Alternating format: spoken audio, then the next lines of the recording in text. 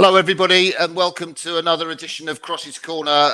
I'm here today with a rowing legend, a rowing god, a Viking god almost, Olaf Tufte from Norway. Welcome, Olaf. Thanks to her, Crossy. Just to get a note for the sponsors out of the way, Crossy's Corner, as you know, is supported by Ludum. That's a performance and training management tool for sports coaches and training groups. You can get a 30-day free trial right now if you sign on and head over to ludum.com. That's the advertising out of the way.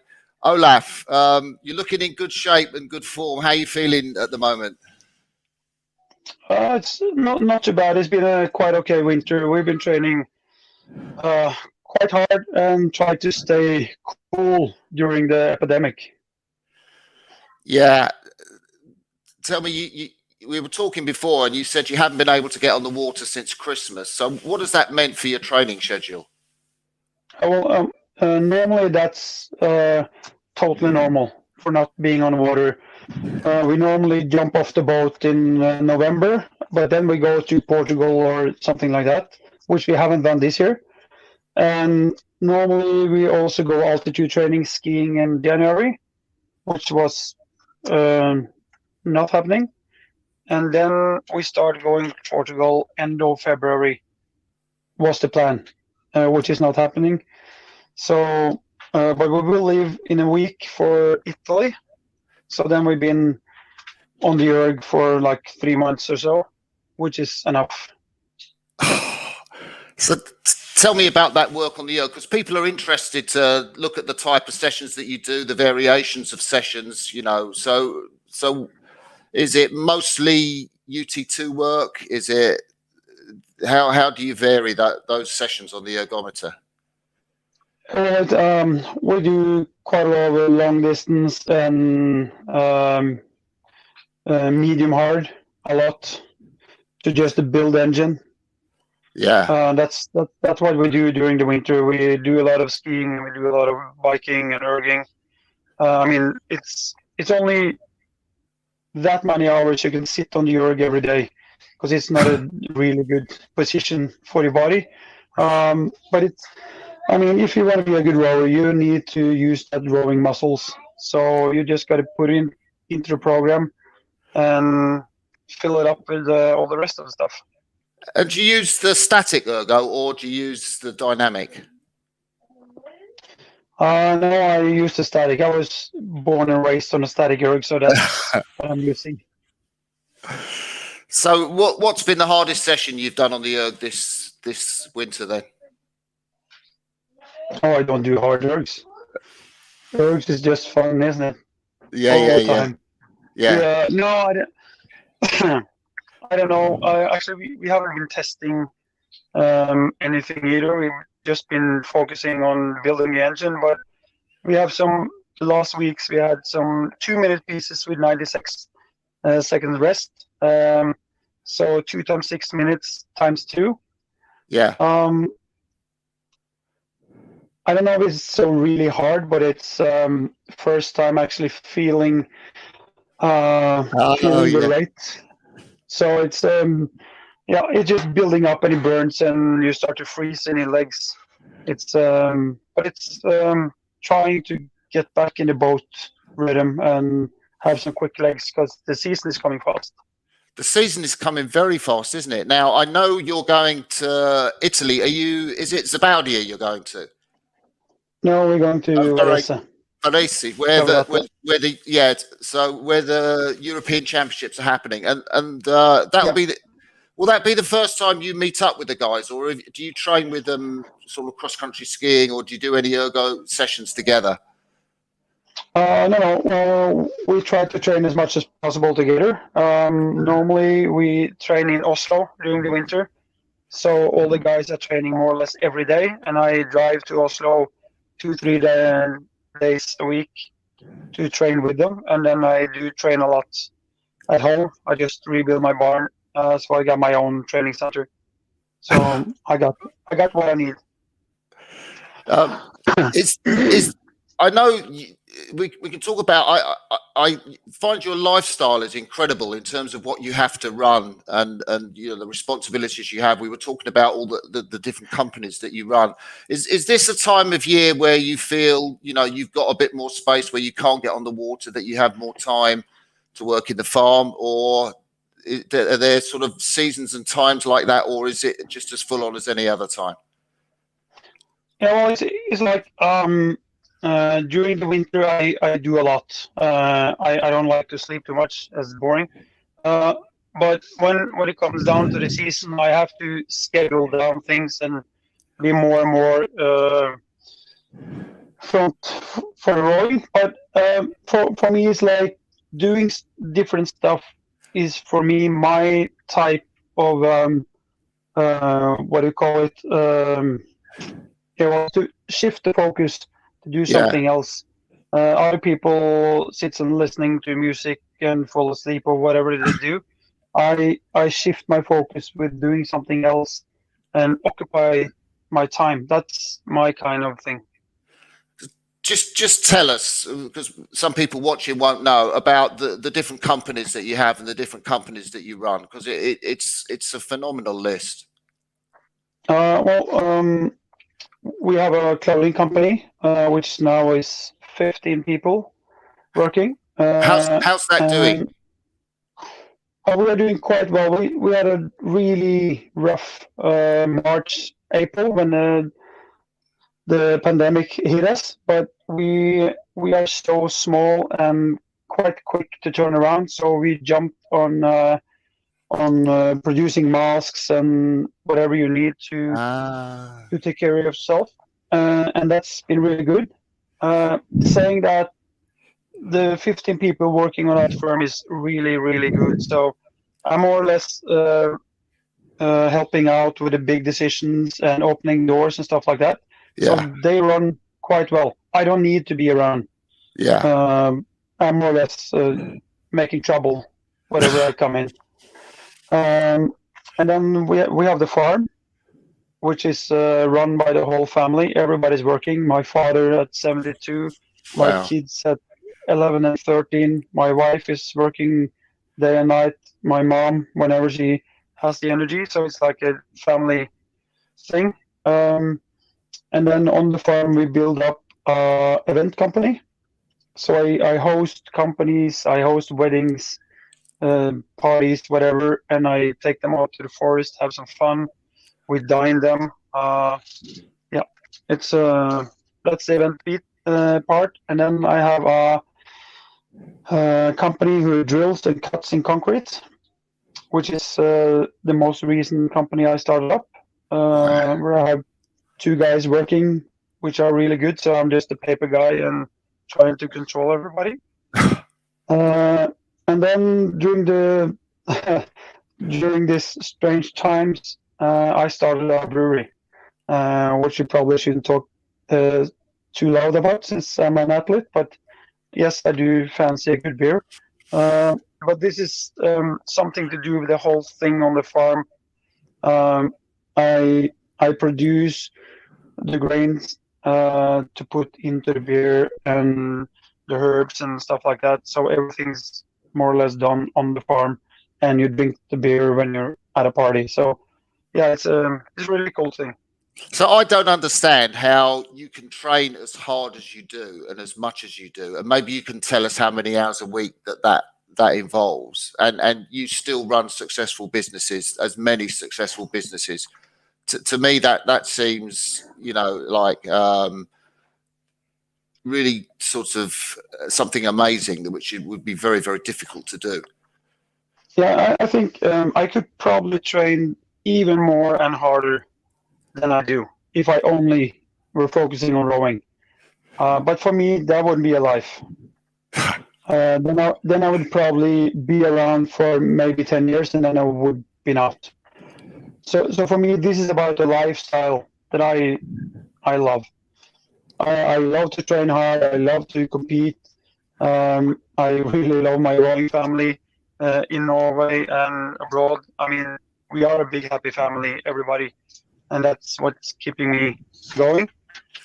So for me, it's about how can I do things that makes my head spin around, and how can I train and how can I combine those things so I can feel like I'm like a resource for everything. But I do train almost as much as I did in 2008, around when I had like 1,200 plus hours. I think I'm 1,000, 1,100 now. Trying to ease a little bit down since I'm not 25 anymore. But I just love training and I love doing things. And as long as I can cope with it, that's my life and that's what I love. Yeah. Is that something important for you, the 12,000, 1,200, or is it 12,000 hours a year? Not 12,000, that would be 1,200, sorry. That would be 35 hours a day. And that's even more than you can do, Martin. That's an important measure for you. No, it was. It definitely was. Because back in the days where I was one of the best guys in the Sculler, for me it was really important to sit at the start line and believe that no one has trained as much and as hard as I have. So I know I am as good as I should have been. And then you get older and hopefully you get smarter. But still, this is something I really fight with myself about. Because sometimes I need to listen to my body. I've been through, I had some issues with my back, with my knees. I had the fever, who set me back for a couple of years. I got asthma. So I can't push the limits as I used to do. Yeah. And that's a really headache, because that's who I am. Before 2008, I went out every training and tried to kill everyone around me. I tried to kill myself. Got some food, got 2 hours break to do something else, sitting on the tractor or whatever, and then I was back on training and did the same again. I was crazy, but that was how I built up to be what I was. Yeah, that's you talked there about a virus or an illness that you had. When what was that virus and illness, and when did you find out that it affected you? In 2009, I got I'm not sure the English word, the fever on the liver. Yeah. Alan Campbell also had it. Not hepatitis, but no, not hepatitis. I'm not quite sure of the name, but anyway, it's some people get strained, blown away, and lie for almost a year under the couch because they have no energy. I wasn't hit that hard, but when I told my doctors that it's something wrong with my body, they said like, "Well, Olaf, you're getting old, so you need to rest." Yeah. And I tried to tell them so many times that like, I know I'm getting old, but this is something else. I know my body. I live over my body.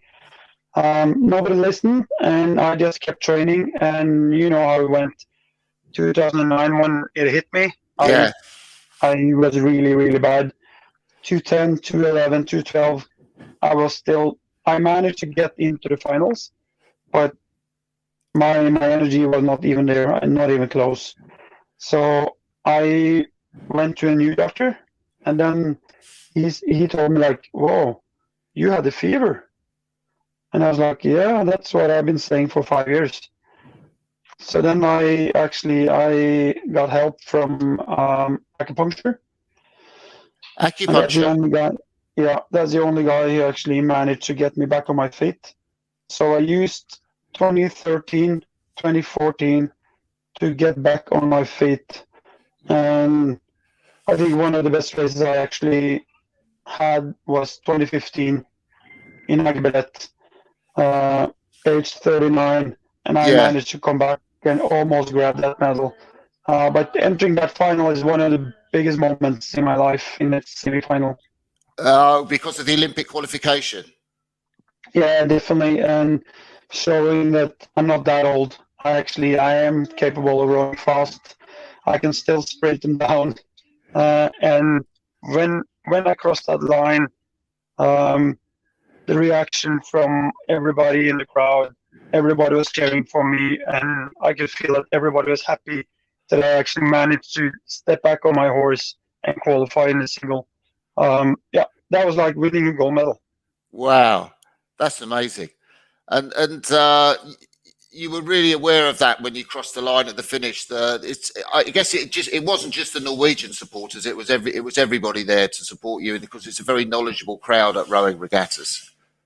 Yeah, and I think I know like 90% of the people sitting in that stand. I know them. So yeah, it's that's when you really get that big rowing family feeling, because you know that everybody who's cheering, they actually mean it. Yeah. You had quite a close semi-final in that?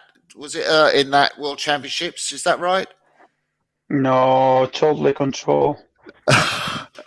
Was it with the Belarusian, or was that the final? Am I thinking of the final? No, it was the Belarusian. He was coming back up on me into the sprint, and I let him pass me and waited to the exact moment to hit him back. Now, where does that because that is a really, really interesting tactic, because it's counterintuitive. And explain to me how that comes about, or how you decided to use that tactic. Well, I think everybody in rowing knows that I've done a few last minute sprints. Yeah. And I say I'm fairly good at sprinting, coming down to the end of the race. And I knew that this time I have to use it.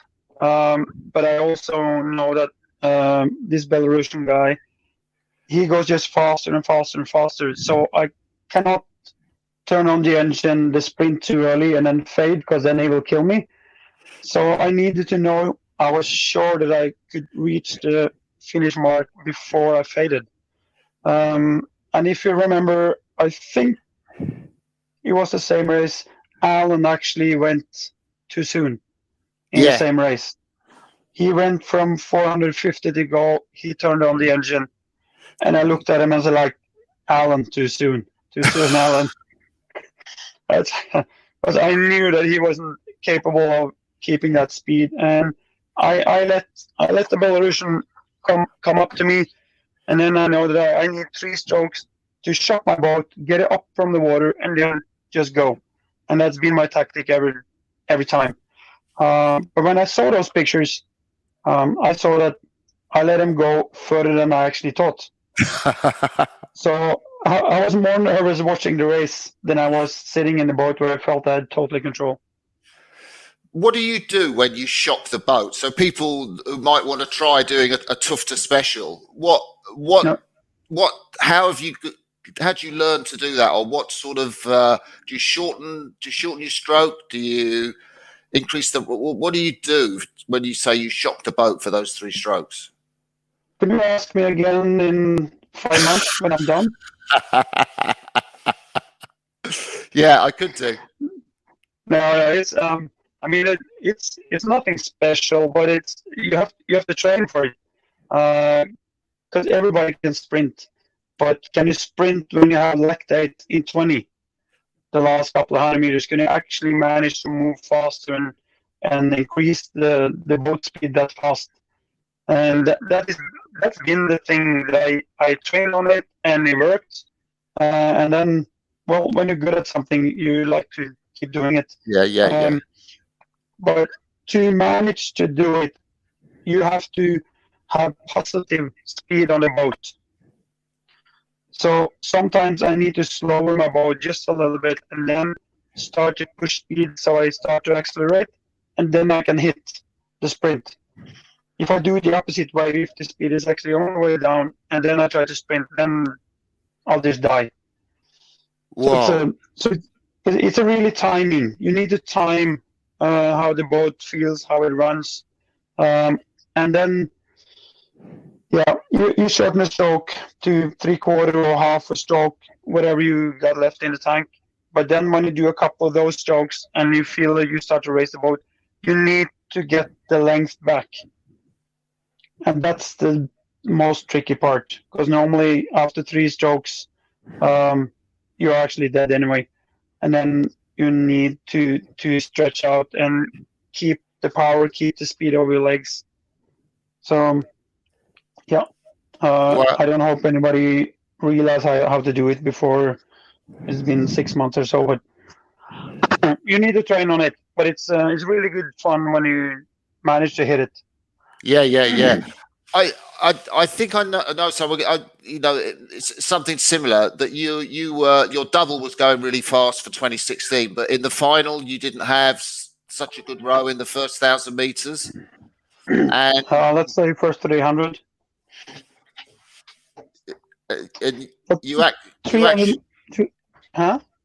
you actually told Chettle to lighten off or to drop the rate. Yeah, I turned around and say, "Cool down, easy down." But So what? Why? it was it wasn't a it wasn't that wasn't something you should do in an Olympic final. Turn around and tell your body to cool down. Um, we really hit a really bad start in the big waves, and we started to do what I call this playing the drums. We hit everything and had no rhythm and just giving away power, and the boat was just didn't move at all. So I just took a quick decision, and I knew that if we're gonna do this, we're gonna be fifth, and I rather go sixth by rowing well. So I had to do something, and I knew if I can just get the rhythm back, I know that we are fast. So I turned around and told Sid, like, cool down, lay down, and we need to restart. And then we went down, I think, like 28 rate, got No. together, and then I said, okay, let's go. Um, I could just dream of doing that start again because it was really bad. But from that point on, we beat the guys with 2.7 seconds. So after that race, I actually said, like, we reached our goal by being the fastest double on the water. We missed out on the dream of actually winning it. Yeah. Do you think Uh, that and was that a realistic target for you, bearing in mind how well your double was going then? Yeah, definitely. We got everything up to the Olympics was just the way we wanted it to be. In the semi-final, we actually had a little argue after the finish because Kjetil was pissed off that we didn't sprint to win it because I hold them back again. It was a tight semi-final with the GB and the Croatians. And Kjetil wanted to go to be the first guy crossing the line. Yeah. And I said, no, stay cool, stay cool. So we got in to second behind Croatia. And he was really pissed and like yelled at me like, what the hell are you doing? We had more to come. Why didn't we take him down? And I said, like, Kjetil, I don't want you to enter your first final in the Olympics as the favorite. That's part one. Part two, I don't want to show the Croatians we are actually capable of taking them down. Yeah. And number three, I'm not 25. I'm 40 years old, and I got one bullet left in the chamber, and I'm willing to use it in 2 days, not today. Wow. So everything on that run up, the way we set up the boat during the season by being cool, not peak at all, that was really good. Everything was good except those 300 meters. Yeah, you win some, you lose some, and that's actually painful 300 meters. And I don't have a clear answer what actually happened. I think both of us was just so hot-headed to go out and do what we knew that we could. Yeah, I missed it. Not good. It made me think there. Do you have a sense of what you are like to be within a crew? So how do your crewmates adapt to somebody like you? You know, that's got this enormous experience, enormous wisdom, sort of legendary background in the sport. How is it to row with you in a crew? Probably hell. They probably hate me. That's kind of how it. But it's easy, but also complicated. Because whenever I am in the boat, I like to do as much as possible to help the boat, help the guys, and hopefully I can learn from the young guys as well, because they are doing new things, thinking a new way. So I try to let them decide as many things as possible. Sometimes I need to put the foot down and say, guys, this is the way we're gonna do it. The hard thing is to make those few times when I'm being strict to count. So when I actually say this is the way, they need to trust me 100%. Yeah. And that's a team feeling. And I need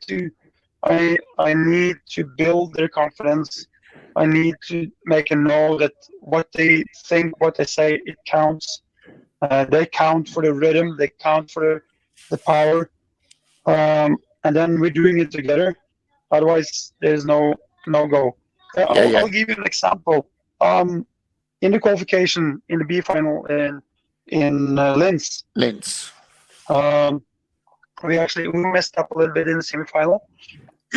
So the qualification was top 2 in the B final. Otherwise, we're out. In the run-up for that, every guy in that boat had the shoulders inside the ears. I think they were so nervous, and so was I. Really? Yeah. I mean, you're in or you're out from the Olympics. That's it. And I think every rower knows it. I don't even think the medals counted this much in 2019 as the qualification spots. Yeah. It was like, okay, you took a medal, that's good. But who's qualified? Yeah. It's the year before Olympics are really tight, really, it's hard. So during the warm-up, we almost crashed with the judges. And that was so close. First, the judge, he gave me so much shit for running the boat in the wrong lane. And I just told that judge to go someplace I shouldn't have told him, because I knew I wasn't in the wrong spot. He was. And he realized that he was wrong in the end. But then he said, like, oh, it's delayed, guys. So easy down. So we just paddled around. And then suddenly a judge told us, you're late. You need to hurry. So then there was complete chaos in the boat. We just hurried to the start. And at the start, they changed the lanes. So we had to come in, change the numbers, change the lane. So the whole setup in their head was just twisted around. Yeah. At that moment, I think they were quite happy that Granddad was in that boat and just kept it fairly quietly. And the start wasn't that good either. So I had to do some adjustments the first 400 or 500 meters. And then the boat starts to go, and I could let the horse just put the power down. That was even I got nervous. Wow. Yeah, I remember seeing you walking around Linz and just wondering how your mind was, and what your psyche was about that race. One of the things people. Yeah, go on, Olaf. I think that I'm always nervous during the races because I'm so focused on doing what I know I'm capable of. I'm really scared that I'm not able to make it happen. But then when I'm in this boat, I feel extra responsibility since I'm so old. Those guys never been into Olympics. I've been in 6. And I know every trick in the game and all that kind of thing. So I put responsibility on my shoulder. It's my task to make them come true. So it's not easy to sit in a team boat. Were you more nervous on that occasion in Linz than you were for, say, your Olympic singles finals in 2004 and 2008, or was that just different? Oof, don't remind me. I couldn't row. I remember my knees were shaking. My body didn't move. I actually told myself, "Shit, Olaf, you forgot how to row. You can just park your boat and go home." Really? Yeah. It's happened so many times. I'm really nervous into the big races, but I'm more nervous when I'm fit and ready to go. If I'm not fit, I'm not that nervous because I know I'm not capable of winning it. But the races that I know I'm capable, that's the worst. What was your plan for that 2004 singles final then? What did you have a race plan that you set out to follow? Yeah, 2004, my plan was to get out and find your rhythm and don't overdo it, because I was rowing a little bit more powerful and wasting power. So my task was to get the rhythm, get the long legs, and don't use all the power the first 1,000 meters. And from 1,000 meters, you just hit the pedal and say bye. But what happened was, like, Yuri did the same thing and he just flew away. Yeah. So I just looked over at Yuri's lane and like, what the heck is going on? Because this is supposed to be my thing, and he just leaves me behind. So that was a challenge. So when did you?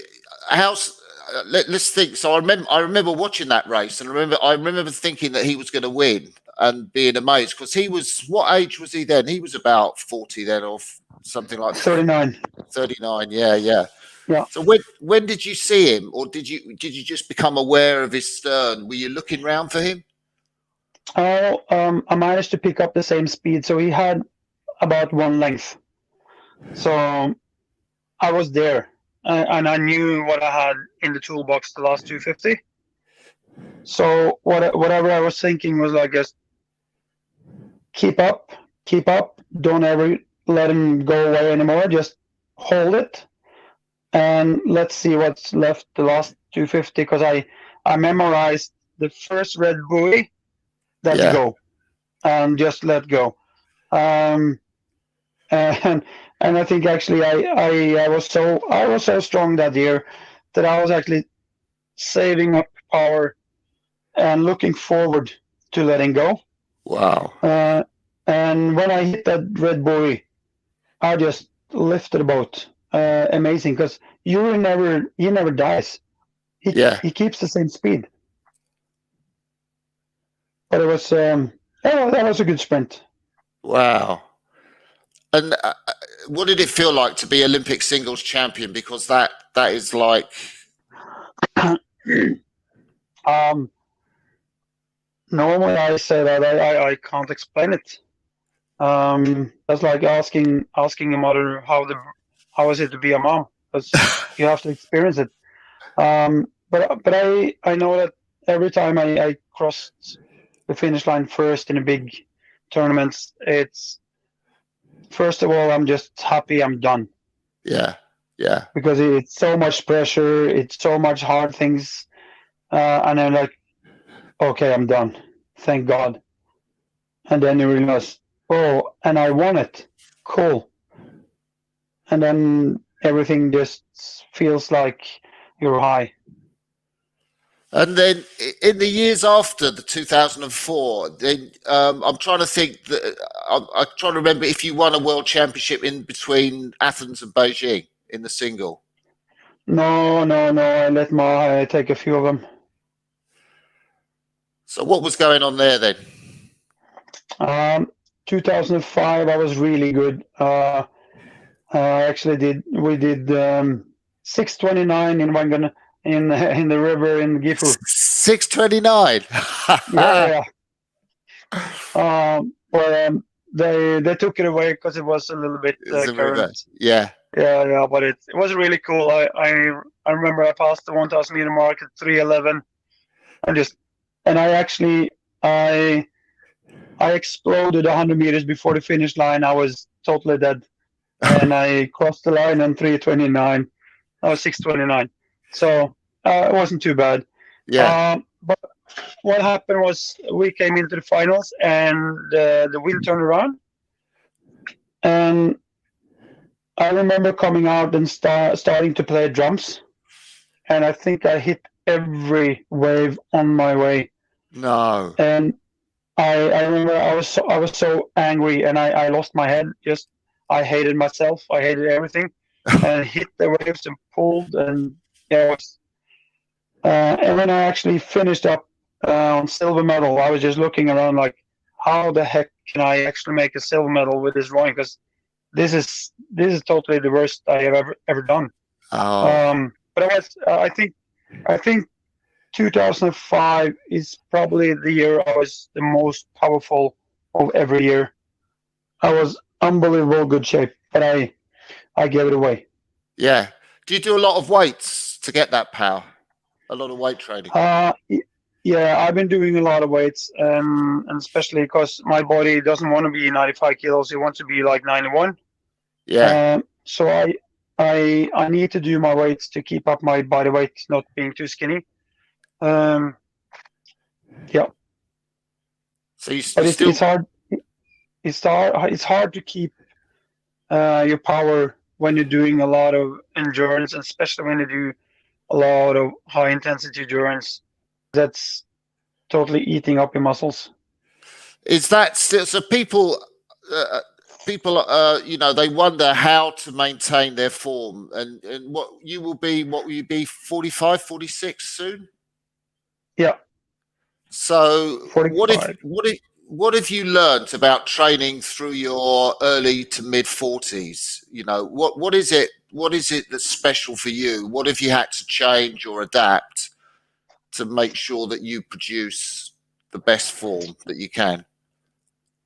First of all, you got to train with younger kids so you feel young. Yeah, that's a great That's rule shout. number one. Yeah. If you keep training with a mirror, you will see that you're getting older, and then you're done. So no mirrors and only young guys around you. Well, I think as I said before, before 2008, I could kill myself every session, every interval. I could just do maximum. Now I need to plan my week and see which session is the most important session to be fit, and be more thorough. Like long distance is long distance. It's not level 2, level 3, and being crazy all the time. And if I have a good day, take care of that good day and do as good as you can. If you feel that this is gonna burn my body, then actually manage to step half a step down and go through it, but don't push it. And that's the hardest part, because I hate stepping down. I want to fight. Yeah. Steve Redgrave, one of the things that wound Steve Redgrave up was James Cracknell was always trying to push harder and harder, and they had a pretty extensive training program. But he felt the young guy was always trying to push him, and he didn't think that was right. Do you have young guys trying to push you more than you want to be pushed? And how do you react to that? I have younger kids who they push me all the time, and they love being in front of me. And it's like I can see them when they're on their own, like raising their arms, like, yes, I got him. That's every day. But I think one of the things I'm getting quite good at is to be in shape when I'm supposed to be. Yeah. So when I know it's time to be smart, I can let them go. I watch them, and I know that, okay, I'll let you have it. If I wanted to, I would take it down, but this isn't the time or place. I see you next week. Yeah. But Yeah, but it's getting harder and harder. I mean, they are young, they are developing, they're getting strong, they're getting fast, and most of the time they beat me up every single day. But I'm still there when it counts. Do you have a realistic target or a target for this year's Olympics, Olaf? Of course, Where you think your crew could finish if it has the best row it could? I think we will fight for the podium. Wow, that's pretty cool. Otherwise, I'm not leaving. Yeah, yeah. I'm not going to Tokyo for a tourism visa. I've been there. Yeah. So, but I mean, when you look at the scores in the boat, we're not the top crew. Um, when you look at the age, we're not the top crew. Yeah. But we have a really nice rhythm, good flow compared to the capacity. So when we hit that, we are capable. And I think there's no quad in that field who wants us neck and neck last 250. Yeah. Oh, that's interesting. What's your views on the Dutch quad? Because a lot of people are saying the way they row is phenomenal and it's just an amazing crew. What's your take on the Dutch crew? Yeah, what can I say? They fly. Look at Yeah. the boat. The boat never stops. It just runs. Yeah, I think everybody watching the Dutch crew at the moment see how they put the oars in without stopping the boat. How the legs. It doesn't look like they're doing anything. Just doing a Sunday stroll. But there's a lot of capacity, a lot of good technique rowing, and the rhythm is fantastic. So yeah, I would say they're the one to watch, definitely the one to beat. So let's see if they can keep it together. And but if I see the opportunity, we'll take them down. Yeah. Are you are you are you very hopeful that there will be an Olympics in July? Oh, it's a tough question. I mean, I've been optimistic the whole way until all the mutation virus starts to rule. And now there's this fight about money and spectators and sponsors. Keep it real. It's sports. Please Yeah. let us do the sport thing. And frankly, I think the world probably needs to see the heroes compete because they've been through Netflix and HBO 5 times already. Yeah. They need to see that it's hope.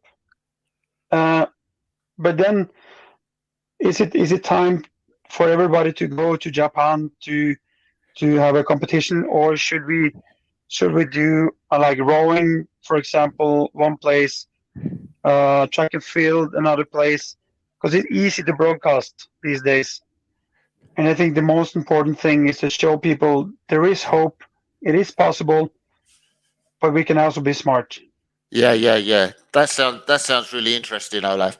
I was going to ask you. We got to talking about your Olympics, and you know you're one of the few people who's not got just one Olympic gold medal in single sculling, but two. Um, that that yeah, that year in Something 2000. something happened. Oh, Let can me you see hear if I me? can. Are you there now? Yeah, I'm there. Can you hear me? I hope so. I can hear you. I'm good for hear. I can hear you.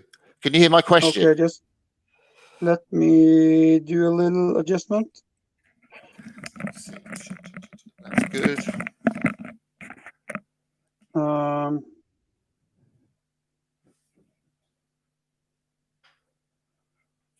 One thing you could do is sign out and sign back in again.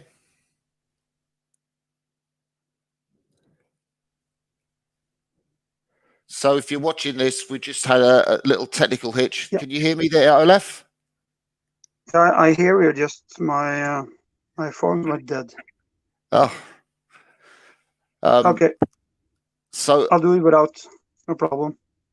okay. So Olaf, so I was going to ask you about the 2008 Olympics, because to win one Olympic gold is phenomenal in the single scull. To win two is just an incredible feat. So how nervous were you for that 2008 final, and what do you remember about that race? That is, I was really nervous. It sounds awful, but I remember the last thing I did before I entered the boat was I hit the toilet. And when I hit the toilet, I was like, no way. I got diarrhea now. It's gonna drain my energy. I'm done. I'm so done. But I think that was just, I was really nervous. So I was preparing my first strokes. It's been my focus for like 3 weeks. That's almost everything I talked with my mental coach about, was the feeling of the first strokes, because I tend to use too much power and just destroy everything. Yeah. And lose like half a length. So that was my focus for so much time. And I remember doing my first strokes in that final, and I stopped rowing after one stroke for a little while, because that stroke was exactly the way I told my mental coach how it's supposed to be when it's good. The feeling from my toes, fingers, and so I just got goosebumps.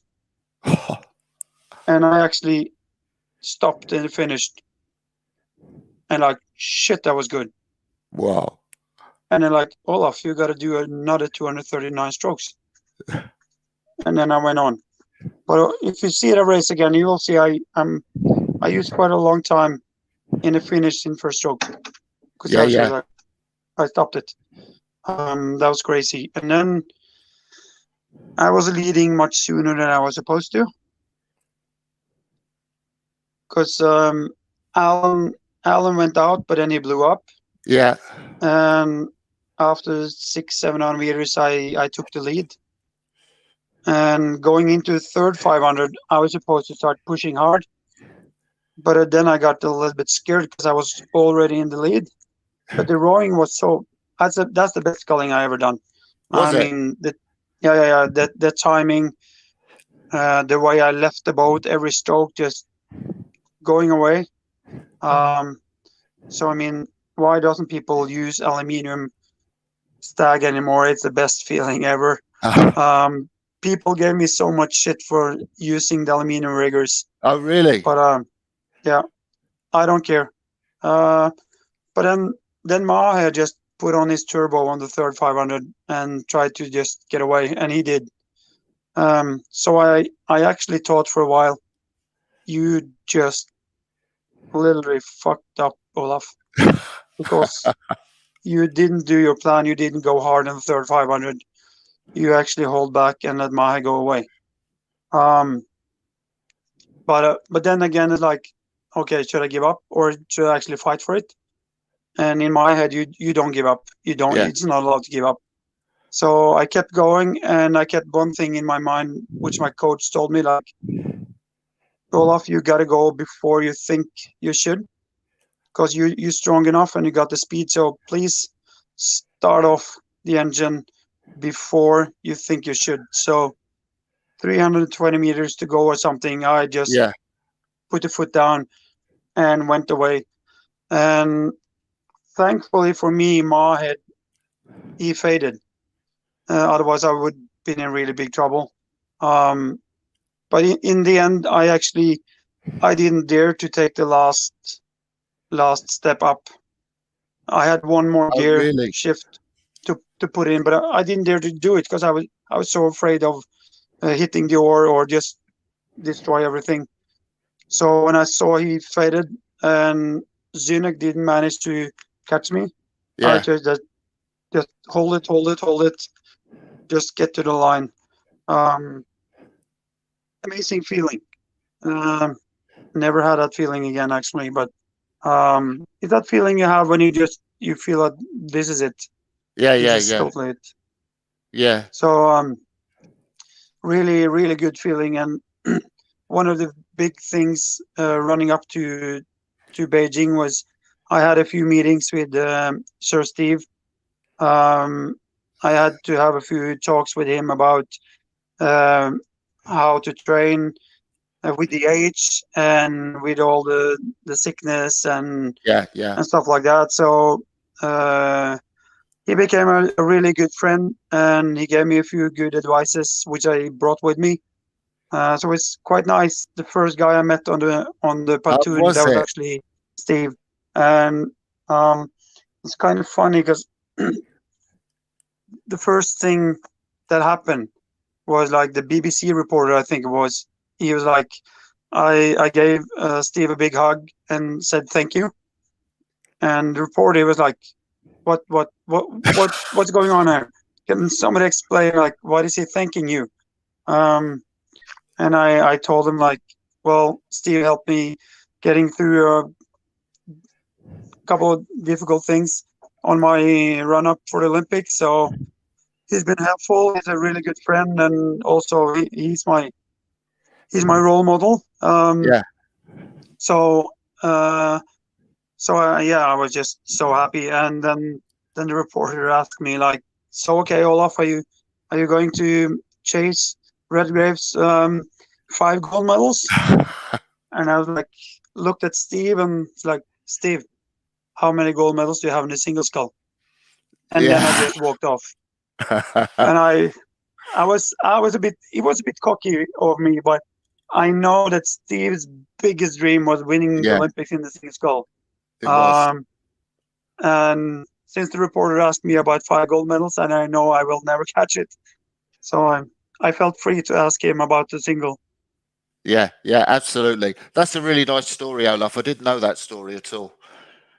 Um, we should talk a bit around this amazing relationship you had with your competitors. That which was kind of shown when you guys came together to do an 8 at the head of the river and the head of the Charles. Yeah, great 8. Yeah. Do you think that'll ever happen again? That top um, scullers. yeah, well, I think it will definitely happen again, but I think the term has been overused the last couple of years.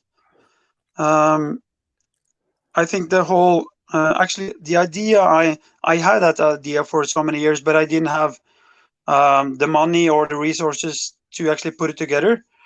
But Bill did, and he managed to do it. But the whole concept was to have the best scholars together as a family, because we are good friends, and that whole story started out in 2001. Because Really? before 2001, the single scholars, they wasn't fond of each other. They were like the sprinters. Yeah. I mean, remember Seno? Um, he's doing his thing. Every Wilm's doing his thing. Did they even speak to each other? Did they even do anything together? Yeah. I Probably don't think not. so. No. No. So when Eastok Chop and I went from the double and into the single, we became friends in Yeah. in the double, and we tried to kill each other in the races. And I mean, every time Eastok and I race together, we managed to put out a little bit extra because we just hate the other one to win. Um, and then after the race, we put the boat together and we shake hands and we laugh and we talk. I became his best man in 2001 when he got married, and people were just, "What's going on? They are competitors, Yeah. and they Yeah. are having fun. They are laughing. Like, no, no, no, that it's got to be wrong." And ever since that, I think the whole rowing family just opens so much more. Yeah. Now we are friends across the countries, across the boats. We travel to each other. We train together. We are being coached by coaches from our competitors. We're having so much fun. it's that journey is something, probably the thing I'm most proud of with rowing community, that like we managed to open so much and become so good friends. And I think, well, especially the guys I rowed in the single with, it's some of my best friends. And Mahe Drysdale, Andre Zynek, Istok Chop, Alan Campbell, even Marcel Hacker, we managed to turn around, Yeah, yeah. be human, and be a nice guy. Tim Mayens, Lasse Karonen, all those guys, unbelievable nice guys, and we have so much fun together on and off the race course. Yeah, yeah. And your boats were really fast too. I remember when you came over, you know, the head of the Charles and the head of the river, you won those competitions. Yeah, I mean, I don't know how much you remember from the Eights Head, but we raced the race there against Leander, and Yeah, everybody in that boat had a sweep medal from Beijing. yeah, yeah, yeah. And they went out. I know I'm putting my head on the block here, but they went out a little bit hard. And so, like, well, those guys, they're sweeper. No, they are scullers. They don't know how to sweep. We're gonna destroy them. And I was like, guys, you gotta go home and read your homework. Istok Chop, he made medal in the sweep rowing in '92. He did, didn't he? I did straight 4 in '96, in '98. Mahe Drysdale, he did a 4 in 2004 in the Olympics. Yeah, yeah. Lasse Karonen, he comes from sweep rowing. I mean, more or less all the guys has started in sweep rowing. And being the single sculler, you are most probably the best rower in your country. And then, but the best thing about the boat, with the 8 biggest ego plus Ali, the cox, is that we have one thing in common, because it's 8 different languages, 8 different styles, 8 different techniques. It sounds like a wreck. Yeah. But we have one thing in common. We want to go as fast as possible. And the only way to do is to adapt to the boat. And that's what we actually managed to do. And when we beat him, we actually hit the buoy and stopped. I remember that, yeah. 1K before the finish line, and yeah, but I think we hadn't won if we didn't hit that buoy. Oh, really? Why? I think the adrenaline just pumped up, and we just hit it with everything we had. Wow. Unbelievable. Wow. But I give you another one inside on that race, because Leander, they were out in the newspaper and gave us shit. Like, they cannot row, they are only scullers, blah, blah, blah. So what we did when we finished the race was like, then my head started to spin. And I was like, guys, can we have 10 pink t-shirts? We did find 10 pink t-shirts.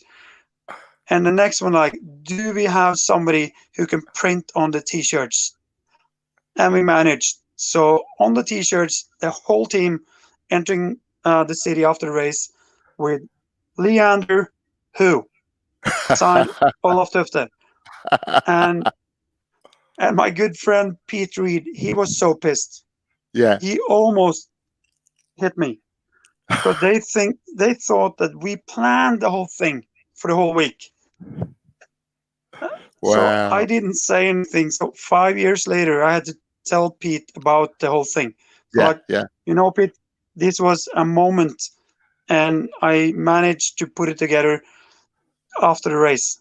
We didn't plan it, but you guys, you were shouting out loud, so you had it coming. I still have the t-shirt. It's a good story. It was really fun. The guys were so pissed. Wow. Olaf, we got a question from Jamie Gare, who is a couple of questions. How come you've lasted so long in rowing, which you've sort of talked about at the beginning of when we were chatting? And what about the singles race in 2021 at Tokyo? First of all, I think the reason why I lasted in rowing, I love what I do, and I love the rowing family, and I managed to do rowing as a lifestyle, not as a moment. Yeah. So I'll be honest when I say I could probably have taken a few more medals if I dedicated more to resting and rowing. But then I wouldn't have been around for so long, because then I would get bored. I need to occupy my head and my body with something else as well. That's my form of meditation. Nice analogy. And the race 2021, it's going to be a tough one. You got Kjetil. He will be in good shape. He will be sharp. You have Sverri. I think he will be really sharp. And you got that tall German guy there. He was actually at my farm learning how to chop wood. So I'll put him up with, really? Yeah. He had his he was racing in 2019, was it? In Drammen, So he was there. You can actually see it in what's the name of the series? X 2020, is it? Yeah.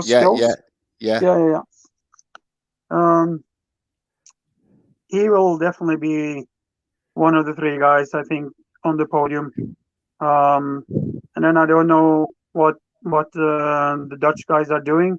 There's always someone coming from that side. But I think those three guys, 2 out of 3 of those guys, I think will be on that podium. And it's going to be a tight race. And I will say the smartest guy with the most ice in the stomach will probably win that race. Yeah. Will this be your last Olympics?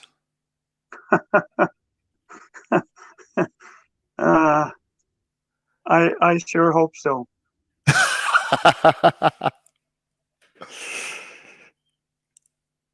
So will this be your 7th Olympic Games? Is that right? Yeah. Which is a phenomenal number for I guess for an endurance athlete to go. I would say stupid, but yeah.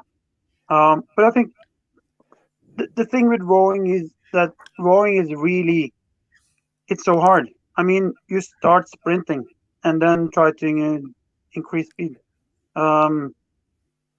If we did something which was a little bit longer, it could be maybe possible to keep running a few more years.